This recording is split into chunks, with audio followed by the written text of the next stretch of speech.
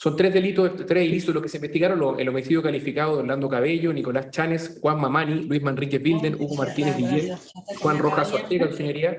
quienes son singularizados como los coqueros por cuanto habrían estado vinculados al tráfico de estupefacientes, ocurrido según la fecha que fijó el fallo, el 29 de enero de 1974 en la localidad de Pisagua. Ese es el primer ilícito. El segundo es el homicidio calificado de Nelson Márquez Augusto, perpetrado el 18 de enero de 1974. Y finalmente, su señoría, también en el año 74, secuestro agravado de Rodolfo Fuenzalida, Juan Ruz, José Samson Ocaranza y Freddy Taberna Galera. Hago presente, su señoría, que esta causa se siguió respecto de los imputados Manuel del Carmen Vega Collao, Miguel Chile Aguirre Álvarez y Carlos Alberto Fernando Herrera Jiménez. También señalo, su señoría, que solamente recurrió de casación en el fondo respecto de la parte penal la defensa sentenciado Miguel Chile Aguirre, su señoría. Hago presente que él falleció el 3 de julio, según se informó por su defensa, y este instó por el sobreseimiento definitivo, su señoría, que deberá ser resuelto en su oportunidad. Lo que queda prevalente, su señoría, en este caso es el recurso de casación en el fondo, deducido por la parte querellante y demandante, respecto de don Manuel Martínez y también de Sonia Ulloa y otros, su señoría, respecto de la sentencia dictada por la Corte de Apelaciones de Santiago con fecha 5 de noviembre. Tiene, señor Macoto, el audio aumentado.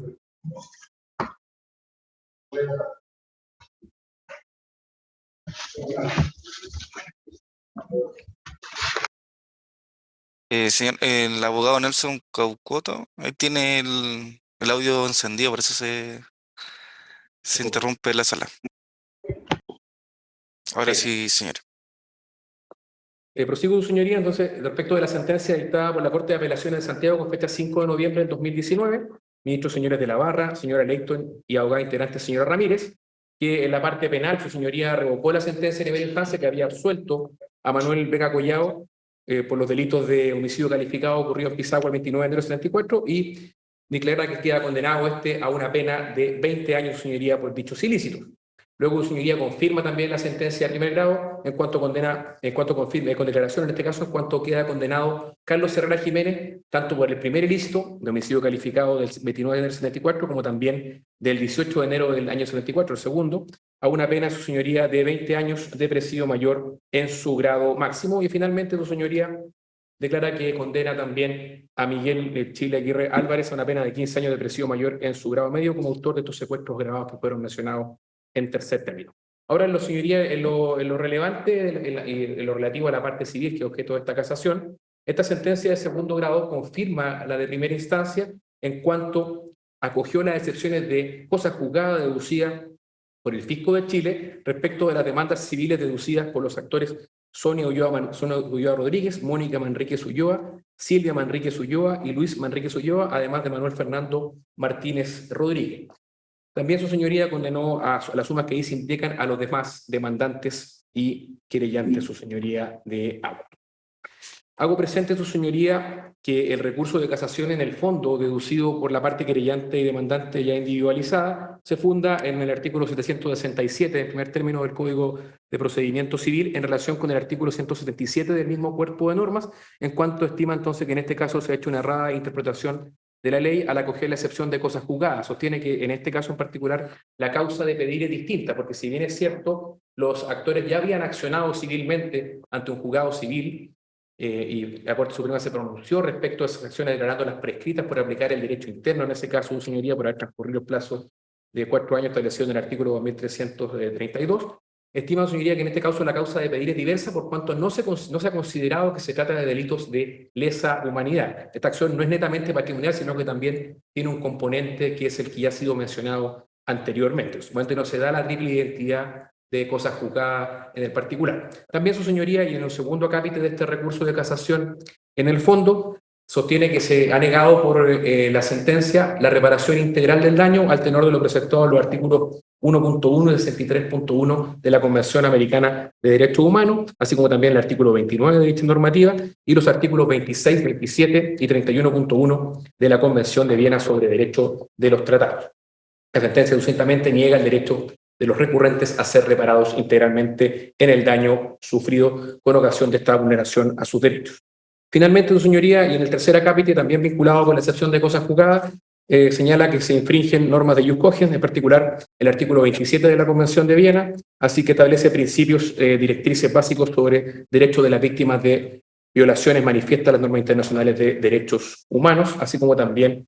sostiene entonces que en este caso estamos en presencia de la vulneración del artículo 5º, inciso segundo de la Constitución Política de la República. Lo que se pide a través de esta acción, de este arbitrio, su señoría, de declaración del fondo, es que se anule el fallo en su parte civil, y particular respecto de aquella parte que acogió la excepción de cosa juzgada deducida por el Fisco de Chile, revocando la sentencia en aquella parte, acogiendo la demanda civil deducida por los actores, precedentemente individualizados en todas sus partes, con costa, su señoría.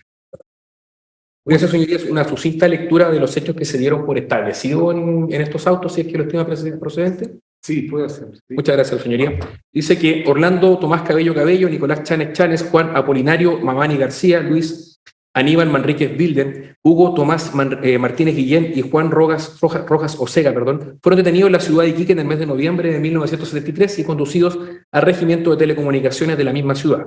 Luego de un tiempo trasladados al campamento de prisioneros políticos de Pisagua, ambas unidades dependientes de la Comandancia en General de la Sexta División del Ejército, bajo el mando del general de ejército don Carlos Forestier Heinzen, actualmente fallecido. Los detenidos no tenían militancia política ni desarrollaban ningún tipo de actividad subversiva, pero sí eran sindicados por las autoridades militares por ser autores de delitos de contrabando de mercaderías y o tráfico de estupefacientes sin base alguna que lo hubiese acreditado. Un día del mes de enero de 1974 se informó a la ciudadanía y sus familiares por un bando militar que los prisioneros ya aludidos habían sido dejados en libertad en la intersección del camino de Pisagua y la carretera Panamericana. Sin embargo, con ocasión del descubrimiento y exhumación de los restos humanos encontrados en una fosa clandestina, encontrada al costado del cementerio de Pisagua en el año 1990, sus cuerpos fueron encontrados en una fosa, todos con sus manos atadas, los ojos vendados y un círculo rojo adherido a sus ropas a la altura del corazón. Cada uno de ellos estaba envuelto en sacos de arpillera y se les inhumó con otros prisioneros que recibieron la misma sanción punitiva. Las pericias médico-legales que se efectuaron a estos restos humanos determinaron que la causa de sus decesos eran las múltiples heridas de bala producto de una ejecución, previo a que sus cuerpos fueron ensacados e inhumados en la fosa. En segundo término, señala que Nelson José Márquez Augusto, militante del Partido Comunista, detenido en Iquique con posterioridad al 11 de septiembre de 1963 y trasladado al campo de prisioneros de guerra de Pisagua, donde se le mantiene por espacio de unos 4 meses con reiterados castigos físicos, que se incrementaron con la visita del general Oscar Bonilla, autoridad militar ante la cual denunció maltrato por parte de los militares que lo custodiaban. En vista de esa violencia a su persona, el estado mental de Márquez se deteriora, por lo cual sus captores deciden dejarlo sin custodia en cancha ubicada frente a la cárcel pública, cuestión que a este le permite efectuar un intento de bajar al muelle para huir, pero es descubierto y pese a las órdenes no se detiene, por lo que se inicia una búsqueda por ley de fuga y logra detenérselo. A continuación se le da una golpiza de escarmiento y se le traslada nuevamente a la cárcel. Más tarde lo van a buscar y en la playa adyacente al Teatro de Pisagua se decide ejecutarlo como escarmiento y ejemplo para los otros prisioneros, sin haber motivo alguno que lo hiciese necesario, solamente para evitar que otros detenidos decidieran seguir su ejemplo e intentaran fugarse. Finalmente, su señoría dice que el día 29 de octubre de 1973, en la localidad de Pisagua, región de Tarapacá, se realiza un consejo de guerra y se resuelve condenar a muerte a Freddy Taberna Gallegos, José Rociel Samson Ocaranza, Juan Antonio Ruz Díaz y Rodolfo Jacinto Fuensalida Fernández, quienes a la sazón se encontraban privados de libertad en el campo de prisioneros existente en dicha localidad. Como consecuencia de ello fueron ejecutados al costado del norte del cementerio de este lugar, sin que hasta las fechas se conozca el paradero de sus restos, por lo que no ha sido posible comprobar sus decesos, situación que subsiste hasta la fecha. Esos, señoría, son los hechos que se dieron por establecido. Y en cuanto a la fundamentación que se dio, señoría, para acoger esta excepción de cosas juzgadas que fue deducida por el Fisco de Chile, se tiene presente las demandas mencionadas anteriormente que habían sido interpuestas por los familiares, en este caso de las víctimas del primer ilícito, don Luis Manríquez Bilden y Hugo Martínez Guillén, ante los juzgados civiles respectivos, las que fueron falladas en el año 2006 por esta excelentísima Corte de su señoría y rechazadas por estimarse que había transcurrido el plazo de prescripción ordinario establecido por el Código Civil respecto de la responsabilidad civil extracontractual, su señoría. Entonces, entiende el sentenciador que estamos frente a triple identidad de cosas juzgadas, señoría, identidad de partes, de cosa pedida y también de la causa de pedir. Hago presente que se apeló, por cierto, de los querellantes del fallo de primera instancia. La fiscal judicial, señora Carrasco, estuvo por confirmarlo en esta parte, y la sentencia de la Corte de Apelaciones no incorpora nueva fundamentación para confirmar entonces este pronunciamiento. ¿Cuánto puedo señalar, su señoría? Bien. Gracias, señor relator. Bien, escuchamos al abogado, señor Berkovich. Con la venia de su señoría,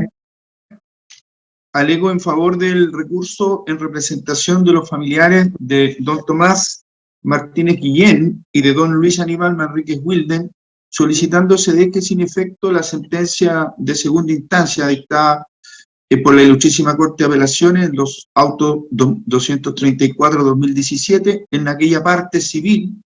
que acogió la excepción de la excepción de cosas juzgadas interpuesta por el Fisco de Chile,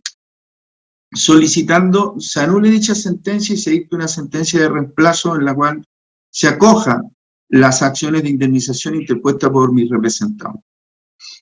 Fundamento mi alegato en lo siguiente. En primer lugar, señor presidente,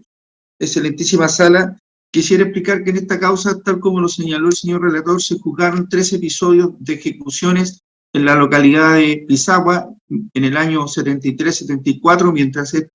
cierto, se convirtió en un campo de secuestro y de prisioneros políticos de esa época. De estos 3 episodios resultaron 11 personas ejecutadas. De todas ellas, los familiares han sido indemnizadas con la exclusiva excepción de las personas que actualmente represento en este recurso. El motivo por el cual no han sido indemnizados los familiares del señor Tomás Martínez Guillén y de don Luis Aníbal Manrique no son otros sino esta alegación de cosas juzgadas que ha hecho el Fisco de Chile y que respecto a la cual nosotros hemos interpuesto este recurso de nulidad fundado en 3 razones principales que voy a señalar muy brevemente, porque indudablemente todo lo que yo pueda decir, ¿cierto?, no es sino el resultado de la jurisprudencia de esta excelentísima Corte Suprema y en especial de esta sala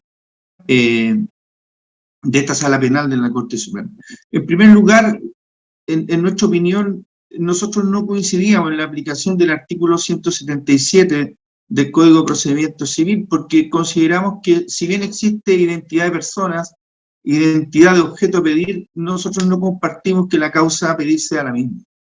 Y no lo compartimos por una razón muy simple. La causa a pedir no son sino, ¿cierto?, aquellos hechos que fundamentan la pretensión. Y nosotros creemos que en este aspecto, cuando la Corte Suprema acogió la excepción de prescripción en su momento respecto a las demandas civiles que interpusieron estas personas y que hoy día dicha sentencia se alega, ¿cierto?, como cosa juzgada, la Corte estaba fallando sobre un hecho que calificaba de una manera jurídica diferente a la cual nosotros lo habíamos calificado en las demandas respectivas. Siempre las demandas que nosotros interpusimos calificaban estos hechos como graves violaciones a los derechos humanos. Ese era el fundamento jurídico de nuestra pretensión. Ese era el hecho que justificaba la pretensión.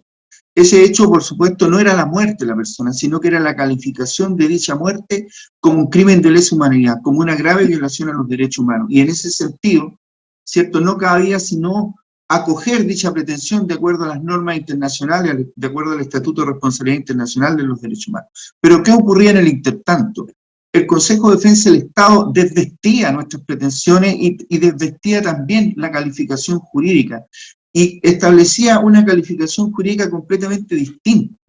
Señalaba sencillamente, y en el fondo eso es lo que dice la Corte cuando rechaza las demandas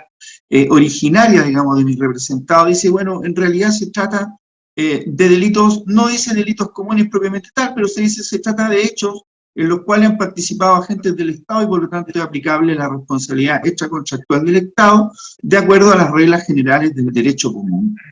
Y de esa forma, ¿cierto?, el fundamento de la pretensión, ¿cierto?, deja de ser un grave crimen de violación a los derechos humanos sujeto a un determinado estatuto jurídico, sino que el juez o los jueces intelectualmente cambian dicho fundamento porque cambian la calificación. Y dicen, no, este hecho no es eso jurídicamente. Estas muertes son, sí, efectivamente, muertes de responsabilidad del Estado, pero no les quitan, desvisten, transmutan, ¿cierto?, el hecho que es la causa de la pretensión y, en consecuencia, aplican el derecho común. Por eso sostuvimos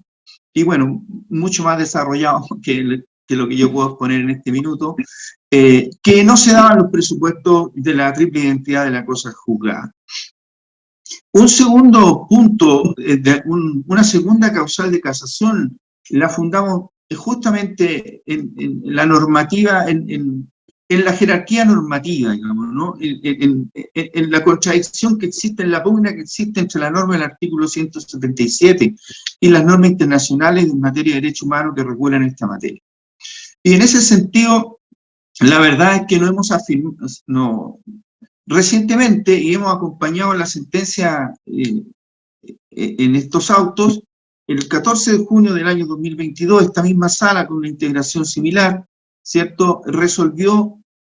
acoger un recurso de casación interpuesto en el episodio denominado el PAINE, ¿cierto?, en los autos rol 149.250 del año 2020, donde la Corte, ¿cierto?, esta excelentísima sala resuelve anular la sentencia de segunda instancia, la cual había acogido la excepción de cosas juzgadas interpuesta por el Fisco de Chile, declarando que se había incurrido en un error de derecho, pues al hacer primar lo dispuesto en el artículo 177 del Código de Procedimiento Civil sobre la normativa internacional examinada, esto es el artículo 1.1 de la Convención Americana de Derechos Humanos, el artículo 63.1 de la misma Convención Americana de Derechos Humanos y el artículo 29 de la Convención de Viena, no se podía sino concluir que en esta pugna, digamos, ¿no?, o contradicción entre lo dispuesto en el artículo 177 y lo dispuesto en las normas internacionales, indudablemente que se debía optar por la aplicación de las normas internacionales por un tema de jerarquía normativa, digamos, porque incluso en la interpretación más conservadora respecto del valor de los tratados internacionales, ¿cierto?, en nuestro ordenamiento jurídico, al menos, según lo ha señalado el propio Tribunal Constitucional, y ya hace muchos años, digamos, cuando tenía incluso una interpretación más conservadora, que al menos los tratados internacionales tienen un valor superior, ¿cierto?, al de la ley. Si bien no están en el mismo nivel que la Constitución, pero sí en un valor normativo superior al de la ley. Por lo tanto, necesariamente se debe ceder en favor de ellos ante esta eventualidad.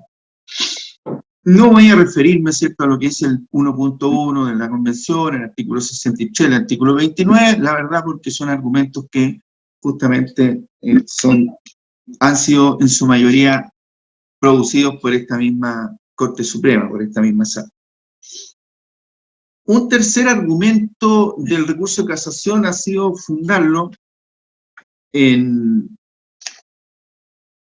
las normas de Jus Cogens, en las normas del derecho internacional de los derechos humanos, o sea, las normas, digamos, de Jus Cogens, ¿cierto? Y lo hemos hecho fundamentalmente, o lo hicimos en esa oportunidad, fundamentalmente sobre el voto de minoría que sostuvieron en la causa rol 20.520 del año 2018, esta misma sala verán los ministros señores Dam y señor Cisterna, digamos, donde ellos en un voto de minoría, ¿cierto?, desarrollan las razones jurídicas desde el punto de vista del derecho internacional de los derechos humanos, basado en los principios de Jus Cogens, por el cual debieran, ¿cierto?, haberse rechazado acoger el recurso de casación y dejar sin efecto, ¿cierto?, la excepción de cosas juzgadas que había sido acogida en segunda instancia, y lo hicieron teniendo en cuenta, digamos, principios generales del derecho internacional, resoluciones internacionales respecto del derecho a reparación que tienen las víctimas, concluyendo, y creo que esto es muy relevante, digamos, recordarlo en este momento, ¿cierto?, que estamos, si tomamos en consideración lo que fue resuelto en el caso Paine aproximadamente hace un mes y algunos días, que hay este cambio de jurisprudencia respecto de la cosa juzgada en materia civil, respecto a los crímenes de lesa humanidad. Me pareció que corresponde destacar en esta oportunidad una frase que se incluyó en ese juicio, o sea, en esa sentencia de estos ministros disidentes en el año 2018, concluyendo que tratándose de un delito de lesa humanidad, no es dudoso que las acciones derivadas del hecho delictivo fueran imprescriptibles, las penales, por la propia naturaleza del delito y por así establecieron las convenciones internacionales sobre la materia, y las civiles por una, y esto es lo relevante, por una comprensión unitaria del derecho, que debe presidir el proceso de interpretación y aplicación, por la propia legislación internacional y la reiterada jurisprudencia además de la Corte Suprema. Es decir, señoría, ya en el 2018, ¿cierto?, se había acumulado una doctrina, tanto de los, digamos, una doctrina emanada de la Corte Suprema que obligaba a hacer una comprensión unitaria del derecho. O sea, no era posible seguir sosteniendo que un crimen de lesa humanidad era imprescriptible desde el punto penal y no lo era prescriptible respecto a las consecuencias civiles de ese mismo crimen. En consecuencia, este fallo de Paine, digamos, viene a resolver esa contradicción que en realidad lo único que estaba haciendo era sostener una situación de tremenda injusticia, como la que hemos mencionado en este caso. O sea, de las 11, las familiares de las 11 víctimas, casi todos ellos han recibido indemnización, menos aquellos familiares que habían demandado antes y que la Corte Suprema había declarado en su momento que dichas acciones estaban prescritas por considerarlas que no estaban revestidas de este carácter especial que le otorga el hecho de ser grave violación a los derechos humanos o crímenes de lesa humanidad. Por último, señor presidente, excelentísimo tribunal, no debe llamar escándalo el hecho de que la Corte Suprema no aplique la cosa juzgada en esta materia. Y digo que no debe llamar escándalo porque ya en el año 2019, esta misma Corte, acogiendo un fallo de la Corte Interamericana de Derechos Humanos, declaró que determinados fallos nacionales ya ejecutoriados perdían sus efectos propios como consecuencia de una sentencia de la Corte Interamericana de Derechos Humanos que los había dejado sin efecto por considerar que dichas decisiones judiciales habían violado los derechos humanos. En consecuencia, no nos debe llamar escándalo este cambio de jurisprudencia de la Corte Suprema, que tiene su primer antecedente hoy día en el caso Paine, hace un mes y días atrás. Un segundo antecedente respecto de esto, y que es tremendamente relevante, también se refiere a un fallo dictado por la Corte Interamericana, que en su cumplimiento la Corte Suprema lo publicó en la página del Poder Judicial durante un año, que es el caso Órdenes Guerra, donde en las reflexiones que hace la Corte, ¿cierto?, considerando, señala que está plenamente consciente de que se trata de causas que en Chile ya se ha dictado sentencia y que dichas sentencias se encuentran ejecutoriadas. Pero la Corte dice, cuando se trata de sentencias ejecutoriadas, si en esas decisiones judiciales se ha infringido las normas de la Convención, dice derechamente, la Corte ha decidido, ¿cierto?, que puede pasar por encima de esas decisiones y puede dejar sin efecto dichas decisiones y puede ordenar la reparación que corresponde. Por lo tanto, ese es otro antecedente, ¿cierto?, que viene a acompañar esta decisión que la Corte Suprema, este cambio de jurisprudencia que la Corte Suprema está teniendo, que ha tenido, digamos, ¿no? Y por último, estoy seguro que mi colega del Consejo de Defensa del Estado va a mencionar el hecho, ¿cierto?, de que esto estaría reviviendo causas fenecidas, pero la verdad es que no es así. O sea, acá no se está reviviendo las causas que la Corte Suprema rechazó las demandas indemnizatorias. O sea, acá lo que se está haciendo es dejar en este juicio concreto, en esta causa concreta, no en las que se fallaron en el año 2006, no en esas demandas, sino que en esta causa se está diciendo que esa excepción, la de cosa juzgada, no es procedente aplicar por las razones que ya he explicado. Por estas razones, excelentísimo tribunal, solicito se deje sin efecto la sentencia de segunda instancia dictada en los autos 234/2017 en la parte civil que corresponda y en su defecto se ordene indemnizar a los recurrentes en este recurso de casación. Es todo, su señoría excelentísima, he terminado mi alegato. Bien, muchas gracias. Le corresponde entonces a la abogada señora Zúñiga, también por los recursos. En contra, en contra. Consejo Ascenso. Gracias, su señoría. Buenas tardes, con la venia del señor presidente y en mi calidad de abogado del Consejo de Defensa. Yo concurro a estrados solicitando a este excelentísimo tribunal se sirva a rechazar el recurso de casación interpuesto por la defensa de la señora, su señoría, de la señora Sonia Margarita Ulloa Manríquez, Mónica del Carmen Manríquez Ulloa, Silvia Manríquez Ulloa, Luis Aníbal Manríquez Ulloa y Manuel Fernando Martínez Rodríguez. Su señoría, en primer término, quiero señalar que no es grato para mí intentar rebatir lo que está sosteniendo la distinguida contraria, por cuanto, además de compartir con él que se trata y que estamos en presencia de delitos de lesa humanidad, además de compartir con él que las víctimas de este tipo de delitos deben ser indemnizadas, además de compartir con él que los delitos de lesa humanidad deben ser perseguidos por todo el sistema jurídico nacional,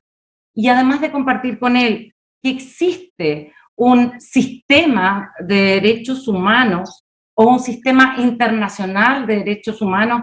que resguarda, que protege y que intensamente pretende reivindicar precisamente aquello, los derechos humanos en las realidades individuales de cada uno de los ciudadanos de los países. Y adscribiendo también, igual como señala el distinguido contradictor en esta etapa, porque es un contradictor desde la perspectiva civil exclusivamente,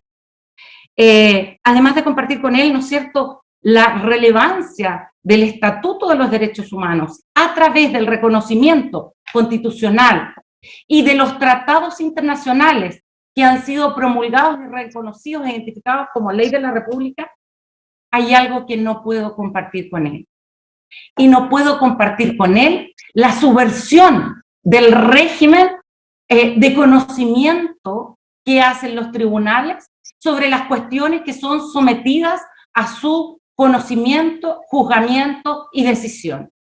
¿Y por qué entiendo que ahí tenemos un punto de diferencia? Porque yo sostengo el rechazo de su recurso de casación en el fondo, porque yo entiendo que aquello que él ha expuesto como fundamento de infracción legal no es tal. Porque yo sostengo que las condiciones que ha esgrimido de infracción por parte del sentenciador de primera y de segunda instancia, de infracción legal por inaplicación del ius cogens o por desconocimiento de las convenciones internacionales, si no me equivoco, refirió la Convención de Viena y refirió la Convención de los Tratados, la Convención de Viena y la Convención Interamericana de Derechos Humanos en los numerales respectivos, que por lo demás también fueron referidos por el señor relator. Yo no creo que en esta causa y con motivo de estas dos sentencias, tanto la primera como la segunda, los jueces hayan infringido esas normas. No es así, su señoría. Lo que acontece en esta causa, y por cierto, también discrepo de la distinguida contraria, en orden a que aquí se habría infringido la norma del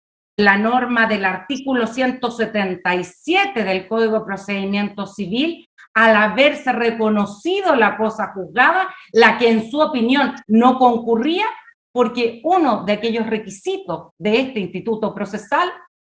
no se había acreditado en la causa. Me explico, su señoría excelentísima. Lo que nos quiere invitar el distinguido contradictor a decir no debió haberse aplicado la cosa juzgada. Los jueces no debieron haberla aplicado y al haberla aplicado lo que hicieron fue infringir las normas de derecho internacional y el Estatuto Internacional de Derechos Humanos. Pues eso no es así. Lo que ocurrió en este caso especial y particular es que la distinguida contraria, al hacer su reivindicación civil desde la perspectiva del perjuicio patrimonial o del daño moral infligido a las víctimas, lo que hizo fue no señalar al momento de deducir su demanda que esta misma, comillas, cuestión, que este mismo asunto reparatorio, indemnizatorio, que este daño moral respecto de las mismas personas ya había sido objeto de un litigio. Ya había sido objeto de un litigio encaminado correctamente en la sede que procedía, en la que se reivindicó exactamente la misma alegación que se hace hoy día, la misma identidad de partes, sean demandantes cuanto demandados, la misma causa de pedir desde la perspectiva de la reivindicación del daño moral, desde la perspectiva de la reivindicación del delito que se había cometido y con los antecedentes que se tenían. Al momento de demandar en la segunda oportunidad, el distinguido contradictor no hizo esa referencia. Al no hacer esa referencia, al no describir los hechos en esa forma y en esa condición, su pretensión quedó de una u otra manera limitada. ¿Y por qué quedó limitada? Porque el distinguido contradictor pretende que sus señorías excelentísimas omitan la disposición del artículo 177, disposición de índole procesal, que además tiene importantes efectos, ¿no es cierto?, de intangibilidad, de inmutabilidad, tratándose de la sentencia firme y ejecutorial, pero que desde el punto de vista procesal ha sido esgrimida para eximirse o para justificar una reivindicación que se hace vinculada evidentemente al sistema procesal civil, que se relaciona con el sistema procesal penal en esta causa particular y específica que conoció el ministro instructor, señor Mario Carrozza. ¿Por qué nos parece a nosotros que no es adecuado la forma en que está planteando la reivindicación desde el punto de vista del recurso de derecho estricto, del recurso de casación al fondo? Porque el problema no es si aplicamos o no aplicamos la cosa juzgada. El problema que tiene el distinguido contradictor es que en la instancia no fijó los hechos de la forma y condiciones que ahora los reivindica. Porque desde la perspectiva del juicio civil que se manejó en paralelo con la cuestión penal que estábamos debatiendo y en la que íbamos de la mano como coadyuvantes, tan solo esgrimió un daño moral, tan solo y con motivo de la excepción deducida por el Fisco de Chile, es que reconoce la existencia de este debate previo. Lo que nosotros sostenemos, excelentísimo señor, es que la distinguida contraria no probó la tercera condición que dice haber probado, cuál es que la causa de pedir era diversa. Y yo creo que es un error pensar que someramente por el argumento pudiera tenerse por probado, porque no es desconocido para este excelentísimo tribunal que desde hace bastante tiempo la judicatura se encuentra analizando no solo esta problemática de la cosa juzgada, sino también la excepción de pago que interpone el Fisco de Chile, sino también la excepción de prescripción tratándose de materias civiles. Estos temas, excelentísimo señor, y en eso coincido sí con mi distinguido contradictor, estos temas son de conocimiento de esta excelentísima Corte, han sido de conocimiento del Pleno cuanto de las distintas salas. Y en ese sentido, el énfasis en el recurso de casación intentado por la distinguida contraria, es decir, el pronunciamiento de la Sala Constitucional con motivo de la causa anterior, debe ser desentendido. Debe ser desentendido porque ese es el pronunciamiento que ha infringido los derechos de ius cogens o el derecho internacional de los derechos humanos. Eso es un error, excelentísimo señor.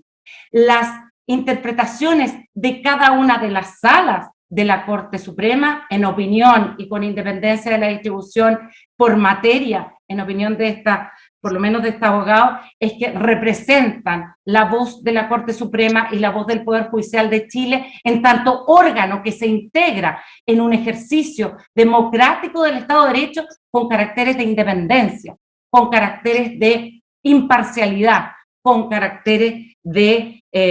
respeto a lo que nosotros entendemos que es el Estatuto de los Derechos Humanos y, por cierto, el estatuto jurídico fijado por nuestra Constitución, que no desconoce ni la seguridad jurídica ni el debido proceso. Y desde esa perspectiva, a mí me parece que la alusión a la seguridad jurídica y al debido proceso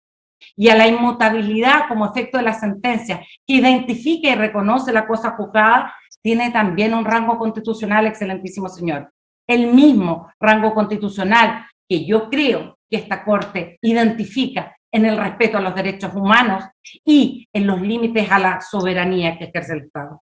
Excelentísimo señor, he sido abogada del Consejo de Defensa del Estado por largo tiempo y en tanto respetuosa de los estatutos y los deberes del Estado, a mí me parece que tratándose de las alusiones que hace el distinguido contradictor con motivo del caso Paine, existen ciertas identidades, pero no es lo mismo que ha acontecido, en mi opinión, en esta causa en particular. El efecto relativo de las sentencias me obliga a sostener que no basta con decir que un proceso está legalmente tramitado para efectos de entender que a su respecto no se han infringido las disposiciones legales. Cuando el sentenciador de primera instancia, en este caso, y el de segunda instancia, han adscrito a la cosa juzgada desde la perspectiva de que debía declararse en esta causa, es porque los hechos que se probaron tenían que ver con la existencia de un procedimiento idéntico en el que concurría la triple entidad. Y concurriendo esa triple entidad, no se trata de decir dejemos de lado el derecho interno para hacer validar el derecho internacional, porque desde la perspectiva del derecho internacional, la reparación íntegra, excelentísimo señor, no es una combinación específica, un monto determinado. El Estado de Chile, desde su propia legislación y desde su actuación en los distintos órganos, ha intentado hacer una reparación, ha reconocido una reparación que la excelentísima Corte nunca la ha entendido desde la perspectiva de lo que dice el Consejo de Defensa del Estado como un pago, pero sin duda la situación procesal de doña Sonia Manrique, de doña Sonia Rodríguez Ulloa, perdón, de doña Sonia Ulloa Manríquez, como de la señora Mónica del Carmen Manríquez, como don Luis Aníbal Manríquez Ulloa, como don Manuel Fernando Martínez Rodríguez, sí ha tenido de parte del Estado una cierta y determinada reparación. ¿Y por qué aquello me complica desde la perspectiva del recurso de derecho que estamos alegando, excelentísimo señor? Porque cuando el Tribunal de Primera Instancia acogió la excepción de cosa juzgada y cuando el Tribunal de Segunda Instancia la hizo suya también en toda aquella línea, quedaron obviamente sin resolver aquellas peticiones subsidiarias que reivindicó el Consejo de Defensa del Estado, que tenían que ver con la demostración de la reparación a que se había dado lugar en cada uno de estos casos. Excelentísimo señor, nos parece que cuando la distinguida contraria pretende que hay diferencia en la causa de pedir desde la perspectiva del reconocimiento que se ha hecho en las sentencias de primera y segunda instancia, hay un error. Y ese error se instala, en nuestra opinión, por una idea, me parece a mí, un tanto voluntarista, de reivindicar que en esta causa los jueces no han tenido en consideración las reivindicaciones de derecho internacional y de los derechos humanos. Pero para contrastar aquello, pido autorización al señor presidente para hacer lectura de aquel acápite de la sentencia de segunda instancia que hace expresa revisión a lo que son los delitos de lesa humanidad. que hace expresa remisión a aquellos principios que ha reivindicado tanto el fallo de primera como el fallo de segunda. Porque aquí no hay debate sobre que se trata de delitos graves, no hay debate que se trata incluso de delitos de lesa humanidad. Si en la discusión que tenemos tiene que ver con una cuestión de carácter procesal relevante, pero también de carácter humanitario, en el sentido de que, en nuestra opinión, las víctimas han sido reparadas. Las víctimas y el derecho internacional se ha respetado. Y el llamamiento que nos hace la distinguida contraria a reconocer en los precedentes o en el último antecedente del fallo Paine, a reconocer un cambio de la doctrina de esta excelentísima Corte Suprema, a mí me llama profundamente la atención. ¿Y por qué me llama profundamente la atención? Porque es precisamente aquello lo que pretende la institución de la cosa juzgada evitar, desde la perspectiva de la seguridad y de la paz social que no solamente atañe a todos aquellos que no están expuestos en esta tensión de reivindicación de derechos humanos o de reparación, sino que también al resto que estamos visualizando cómo aquello pretende irse transformando y no se puede cerrar desde esa perspectiva la puerta de este gran dolor que se ha provocado. El Estado de Chile tiene que aprender y los ciudadanos de Chile tenemos que aprender de la relevancia de los derechos humanos, pero no podemos hacerla en un esquema como este que nos plantea la distinguida contraria, subvirtiendo absolutamente el orden procesal y subvirtiendo también el caso a caso, que está dispuesto, en nuestra opinión, de acuerdo al ordenamiento jurídico que a nosotros nos rige. En este caso a caso, en este recurso de casación, en el fondo, la distinguida contraria no logró acreditar desde el punto de vista fáctico aquella reivindicación que pretende ahora sostener como una infracción legal. Esa infracción legal no concurre, excelentísimo señor, y no concurre porque los presupuestos que él asume concurrentes no los acreditó en juicio, y muy por el contrario, el fallo de primera instancia, ratificado en toda la línea en aquella parte por el fallo de segunda, a partir del considerando 32º,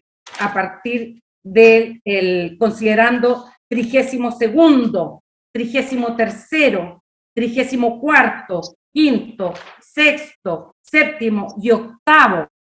además del 9º, ha hecho un análisis de hecho y de derecho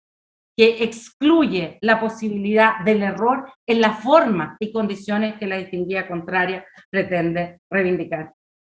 Su señoría excelentísima, yo he intentado transmitir cuáles son las diferencias que mantengo con la distinguida contraria, y esas diferencias no alcanzan no alcanzan a ser más grandes que aquellas que he sostenido. ¿Y por qué? Porque creo que ambos contradictores estamos atentos a que de lo que se trata es respetar los valores de un Estado democrático de derecho, y esos valores tienen que ser conducidos y reconducidos en la modalidad que modestamente he intentado exponer desde la perspectiva de la seguridad jurídica, el debido proceso, el respeto a el sistema internacional de los derechos humanos. Reitero, a lo mejor ya a esta altura de manera majadera, la solicitud de rechazo del recurso de casación en el fondo intentado por la distinguida contraria, fundado en una supuesta infracción al artículo 155, a las normas internacionales y al ius cogens, porque en opinión de esta parte, dado los contenidos de la sentencia de primera y de segunda instancia, aquello no concurre, no ha sido efectivamente el motivo del pronunciamiento judicial, y en tales condiciones no procede en consecuencia que se acoja un recurso de derecho estricto como el que se está promoviendo en esta instancia. Su señoría, es todo lo que su señoría excelentísima, es todo lo que voy a señalar, solicitando el rechazo del recurso de casación por las consideraciones que he vertido. Muchas gracias. Gracias a usted. Don Nelson Caucoto. La venia de su señoría, excelentísima. La verdad es que ignoraba que había fallecido el condenado, señor Aguirre Álvarez, que es el aspecto que me convoca a la vista de la causa. Pero no puedo, tribunal excelentísimo, y me lo va a permitir simplemente en algunos minutos, sabiendo ya el avance del tiempo y el trabajo que han tenido que desplegar toda la mañana, que me dejen decir al menos un par de cosas que son tremendamente importantes, para que tengan la firmeza, la certeza, la convicción necesaria de saber que este fallo, que en el aspecto penal va a dejar las cosas tal cual vienen consagradas por la Corte de Apelaciones, está basado fundamentalmente, tribunal excelentísimo, por un hecho que ocurre con posterioridad. El 11 de octubre del 2019, este máximo tribunal declaró algo que es tremendamente importante e impactante en lo referido a los crímenes de esta causa. Declaró la nulidad del Consejo de Guerra por el cual se había condenado a mi representado Freddy Taberna, Gallegos, a don José Samson, a Juan Antonio Ruz y Rodolfo Fuenzalida, declarando este máximo tribunal que estas 4 personas eran inocentes, y que ese Consejo de Guerra fue un simulacro de justicia. En el fondo fue una acción política que utilizó una entidad denominada Consejo de Guerra en el área de la función militar. ¿Para qué? Para exterminar y matar a 4 dirigentes del Partido Socialista, que eran los dirigentes máximos del Partido Socialista. Y aquí me quiero detener un minutito, por favor, para decirle lo siguiente. Yo represento a solo uno de ellos, a don Freddy Taberna. Ahora, esta solicitud de anulación del Consejo de Guerra fue formulada por mi distinguido colega Adil Berkovich, por Francisco Gas y este abogado que habla, y fue algo trascendental. Es decir, la conmoción que causó aquí en la ciudad de Iquique, donde residían estas víctimas, fue indudable. Porque ¿qué es lo que hace el máximo tribunal con la anulación de ese Consejo de Guerra, que tiene una seria implicancia en lo que se resolverá en materia penal? Es que se devolvió la dignidad a estas personas y el buen nombre que tenían. Se devolvió el orgullo que sentían los familiares por sus seres queridos, por formar parte de este núcleo básico en la sociedad chilena. Y en tercer lugar, porque también se devuelve a la sociedad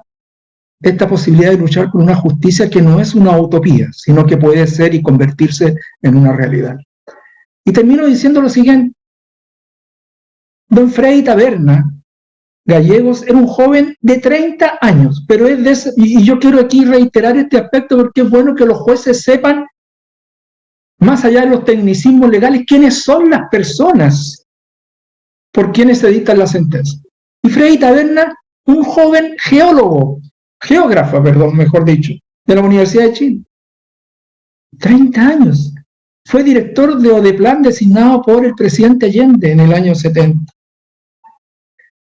Antes, ya en el gobierno del presidente Frei, por su capacidad junto con otros geógrafos, estudiantes de geografía de la Universidad de Chile, fue designado en una misión especial de armar los mapas en la zona sur austral de Chile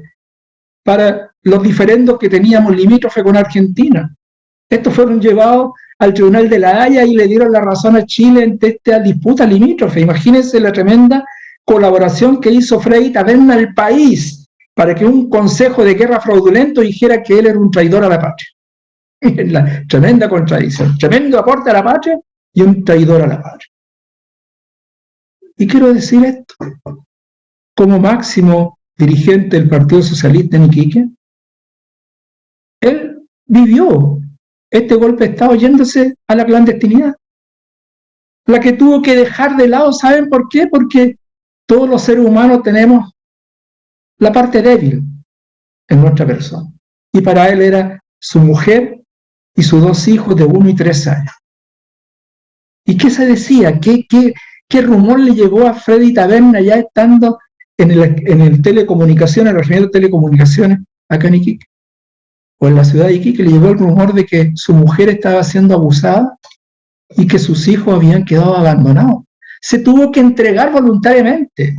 y voluntariamente a esta jauría que significó todo lo que se vivió después en Pisagua.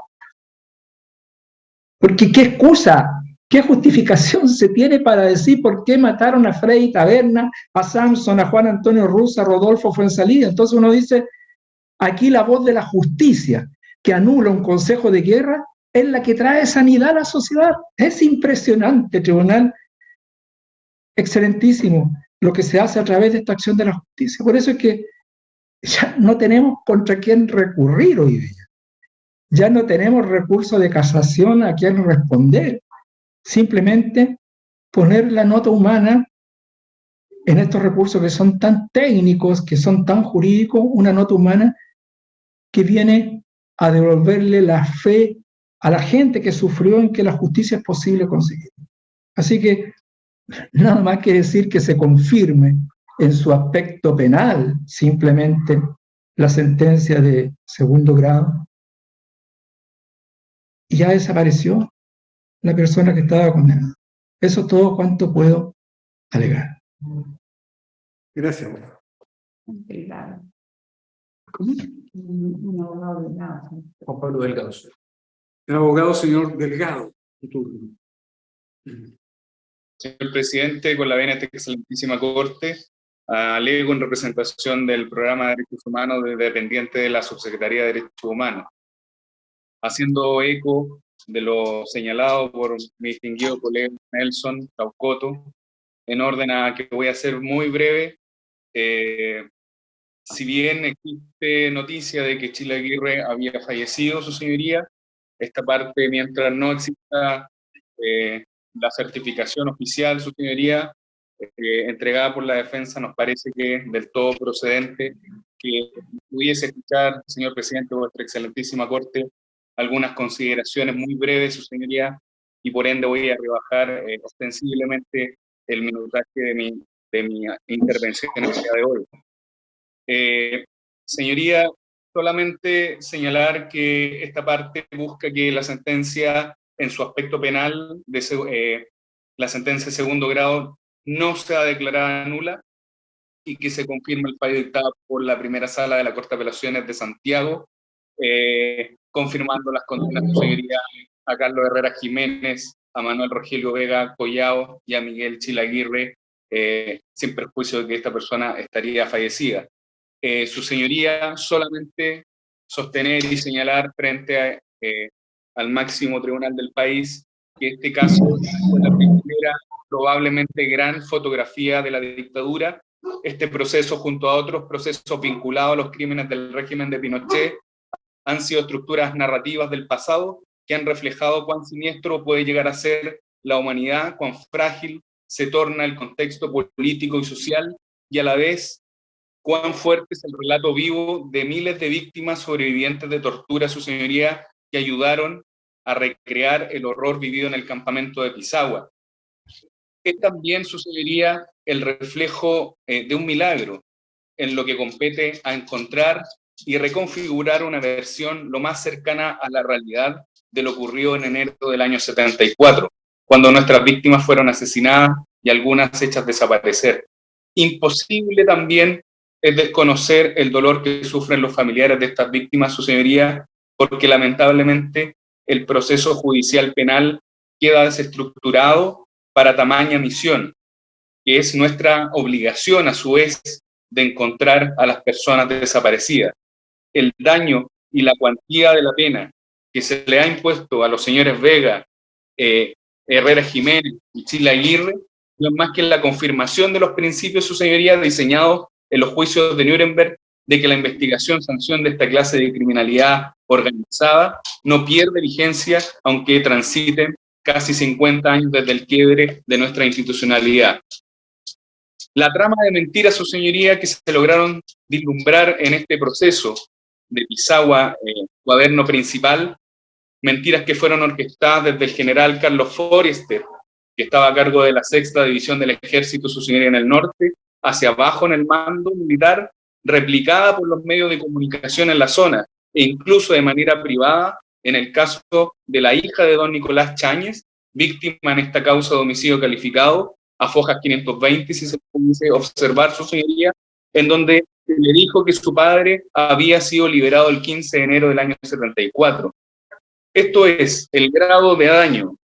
el grado de mentira, su señoría. Esta sentencia ha logrado vislumbrar en parte, su señoría, excelentísima, es un aporte significativo para la justicia y la reparación, su señoría, que se debe dar en este caso tan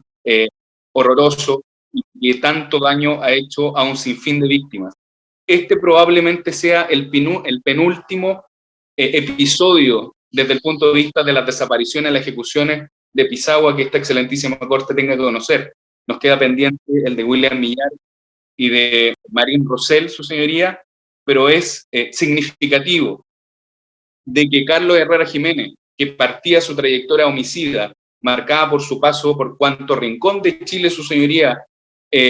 asesinando y al amparo de la maquinaria estatal, con episodios ya conocidos de Juan Alegría Mundaca, Tucapel Jiménez, entre otros, cumpla la sentencia que se estableció en la primera sala de la Corte de Apelaciones y que Vega Collado, máxima autoridad de Carabineros en la localidad de Pisagua desde junio del 73 hasta junio del año 1976,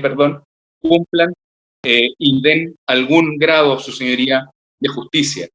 Por último, su señoría, para terminar, no puedo dejar de mencionar la preocupación que a todos nos asiste respecto a la impunidad biológica, que evidentemente se demuestra en este caso, en donde el señor Miguel Chilaguirre no ha podido enfrentar la justicia en esta instancia debido a la muerte de esta persona. Otras personas que debiesen haber llegado ante vuestra excelencia debiesen haber sido los señores Forrester, el señor fiscal militar de la época, su señoría, el señor Acuña, entre otras personas.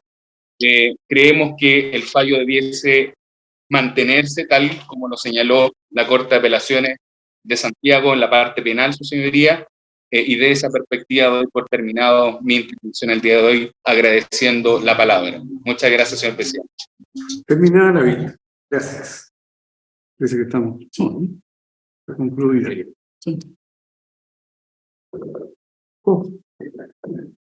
Luego, Luego.